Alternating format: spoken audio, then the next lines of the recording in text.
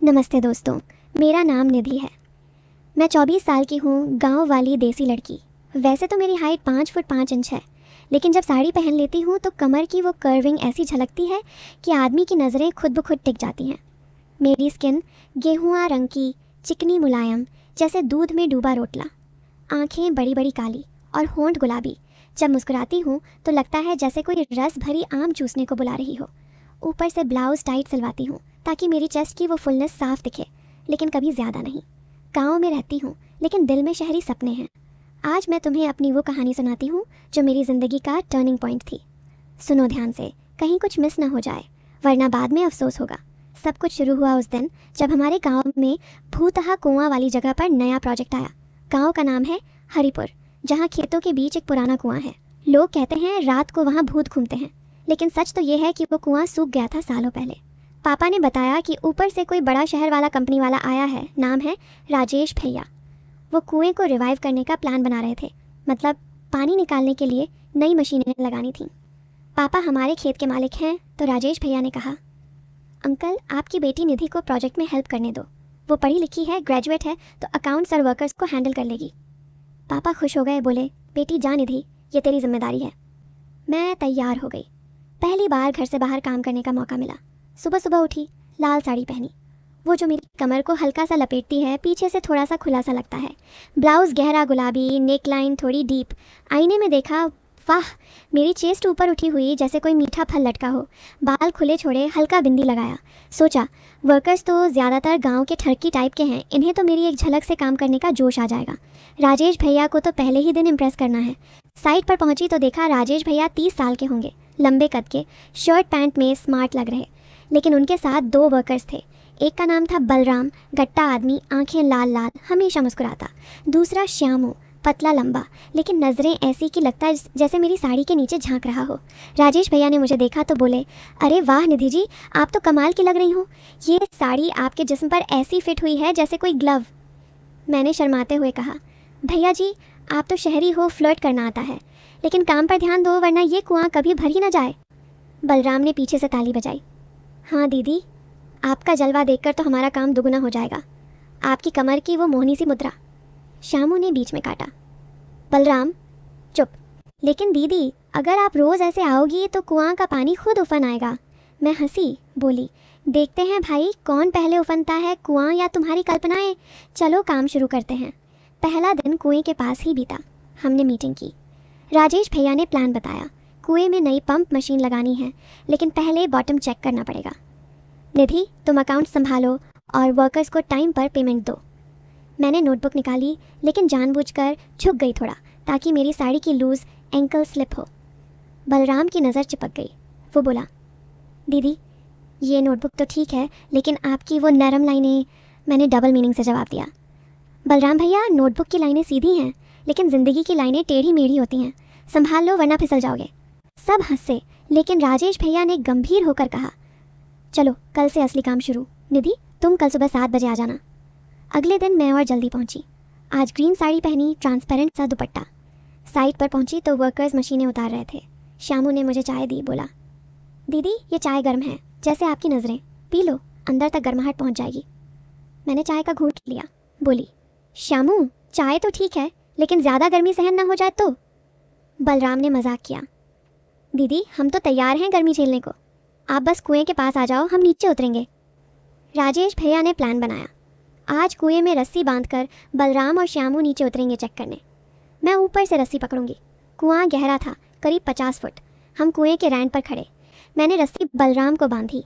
मेरी साड़ी हवा में उड़ी, कमर का वो हिस्सा दिखा। बलराम बोला, दीदी ये रस्सी इतनी टाइट बांधी हो तो नीचे पहुँचते पहुँचते दम घुट जाएगा, थोड़ा ढीला कर दो। मैंने हंसकर कहा, ढीला तो सब कुछ हो जाता है बलराम भैया, लेकिन पकड़ मजबूत रखनी पड़ती है। उतरो। वो नीचे उतरा। फिर श्यामू की बारी।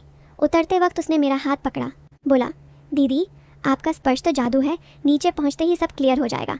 मैंने डबल मीनिंग से कहा, हाँ श्यामू, लेकिन नीचे अंधेरा है, कुछ ना दिखे तो ऊपर मत चिल्लाना। दोनों नीचे पहुंचे। मैं ऊपर से टॉर्च मार रही थी। अचानक बलराम चिल्लाया, दीदी यहाँ कुछ अजीब सा है, कुएं के तल पर पुरानी मूर्ति जैसा कुछ चमक रहा है। श्यामू बोला, हाँ दीदी लगता है सोना चांदी का खजाना है, आप नीचे आ जाओ ना, साथ देखें। राजेश भैया बोले, निधि डरो मत, रस्सी तैयार है। मेरा दिल धक धक करने लगा। थर्की टाइप वर्कर्स के साथ नीचे, लेकिन सस्पेंस था। खजाना मिला तो गांव बदल जाएगा। मैंने हिम्मत की, बोली ठीक है, लेकिन सब सावधान रहना। मेरी साड़ी फंस गई तो कौन छुएगा। सबकी हंसी छूट गई। राजेश भैया ने मेरी कमर पर हाथ रखकर रस्सी बांधी। बोले निधि, मैं पकड़ूंगा, टेंशन मत लो। उनका हाथ मेरी कमर पर लगा तो बिजली सी दौड़ी, लेकिन मैंने कंट्रोल किया। नीचे उतरी। अंधेरा था, लेकिन टॉर्च से चमक दिखी।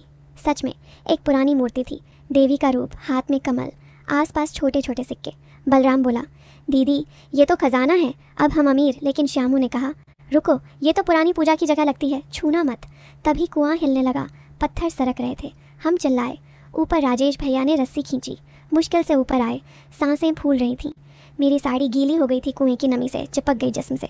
बलराम की नज़रें फिर घूमी। बोला, दीदी अब तो आप पूरी भीगी हुई लग रही हो। मैंने कहा, हाँ भैया, लेकिन गीला रहना अच्छा नहीं, जल्दी सुखा लो वरना सब बर्बाद। उस दिन बाद शाम तक हमने प्लान बनाया। राजेश भैया बोले, ये मूर्ति को गांव के मंदिर में ले जाना होगा, सरकारी परमिशन लेंगे। निधि, तुम अफसरों से बात करो। मैंने हामी भरी। घर जाकर सोचा, ये प्रोजेक्ट में कितना सस्पेंस है। वर्कर्स की नज़रें तो मेरी बॉडी पर टिकी रहती हैं, लगता है कभी भी कुछ हो सकता है। लेकिन राजेश भैया अच्छे लगते थे, सच्चे, मददगार। अगले कुछ दिन उसी कुएं के इर्द गिर्द बीते। हमने मूर्ति ऊपर निकाली, मेहनत लगी, लेकिन हर बार कोई ना कोई ट्विस्ट। एक दिन रस्सी फिसल गई, मैं लटक गई। श्यामू ने नीचे से पकड़ा, उसके हाथ मेरी टांगों पर लगे। बोला, दीदी मैं पकड़ लूँगा, गिरो मत। मैंने ऊपर से चिल्लाया, पकड़ो मजबूत वरना नीचे आकर देखूंगी। सब हंसे। निकाल ली मूर्ति। गांव वाले इकट्ठे हो गए। पंडित जी आए, बोले, ये लक्ष्मी माँ की मूर्ति है, कुआं अब भर जाएगा। लेकिन थार की वर्कर्स फुसफुसा रहे थे। निधि दीदी का जलवा देखो, मूर्ति भी चमक उठी। धीरे धीरे प्रोजेक्ट आगे बढ़ा।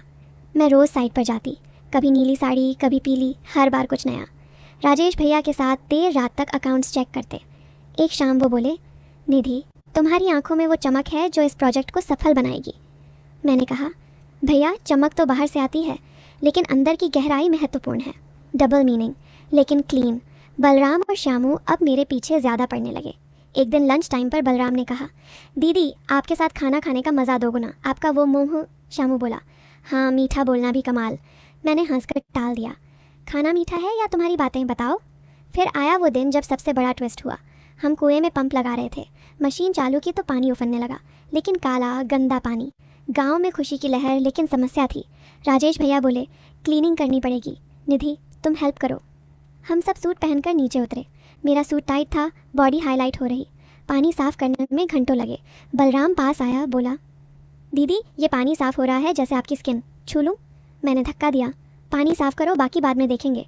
सस्पेंस बढ़ता गया, लग रहा था कुछ होने वाला है। एक रात लेट नाइट मीटिंग हुई साइट पर, सिर्फ हम चारों। राजेश भैया बोले, निधि कल सरकारी अफसर आ रहे हैं, इम्प्रेस करने हैं। बलराम ने शराब की बोतल निकाली। सेलिब्रेट करते हैं। मैंने मना किया, लेकिन श्यामू ने ज़बरदस्ती गिलास थमा दिया। थोड़ा पी लिया, नशा चढ़ा, सबकी बातें डबल मीनिंग हो गई। बलराम बोला, दीदी आपका जिस्म इस साड़ी में आग लगा रहा। श्यामू, हाँ छू लूँ तो। राजेश भैया चुप थे। मेरा दिल तेज़ धड़का, क्या होगा अब, सस्पेंस पीक पर। लेकिन तभी बाहर गांव के सरपंच आ गए। क्या हो रहा है यहाँ? सब डर गए। सरपंच ने डांटा, हम सब शर्मिंदा। लेकिन अगले दिन अफसर आए, मूर्ति दिखाई, कुआं का पानी चेक किया, सरकारी मदद मिली, प्रोजेक्ट हिट। गांव में पानी आ गया, फसलें लहलहाईं। लेकिन असली ट्विस्ट तो अब आया। 1 महीने बाद इनागुरेशन, सब इकट्ठे। राजेश भैया स्टेज पर बोले, ये सफलता निधि की है। वो मेरी बहन है, पढ़ाई के दिनों से।